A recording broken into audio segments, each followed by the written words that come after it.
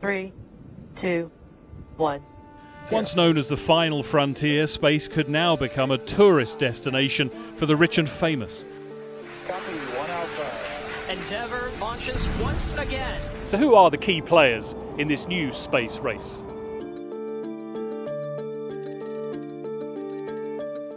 The space race is nothing new. After Yuri Gagarin's first trip into orbit in 1961, space became a new battleground for the Cold War. But while the 20th century space race was fueled by geopolitical rivalry, this new one is something different: money. Well, we can now see some live pictures of Sir Richard Branson, who's just launched his first Virgin Galactic fully crewed flight to the edges of space. On July the 11th, 2021, Sir Richard Branson flew to the edge of space and back.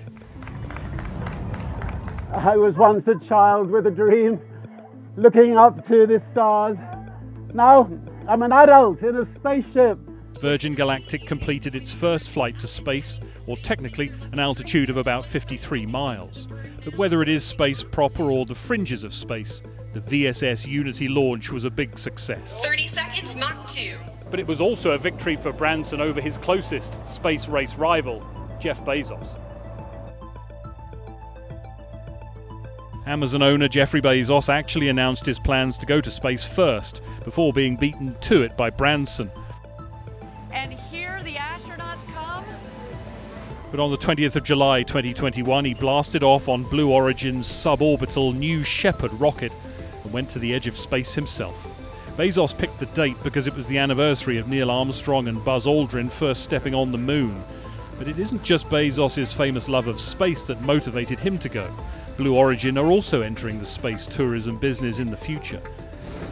Go, Jeff, go, Mark, go, Wally, go. But if there was an early leader in the billionaires space race, you'd have to give that to Elon Musk. Crew 2, now making their way to the one and only International Space Station. SpaceX already has a long and successful history of spaceflight. They've sent astronauts to the International Space Station and have contracts with NASA. But Musk seems less interested in space tourism than his billionaire rivals. He has, though, spoken of his desire to build a colony on Mars, once saying he wanted to send humans to the Red Planet by 2025.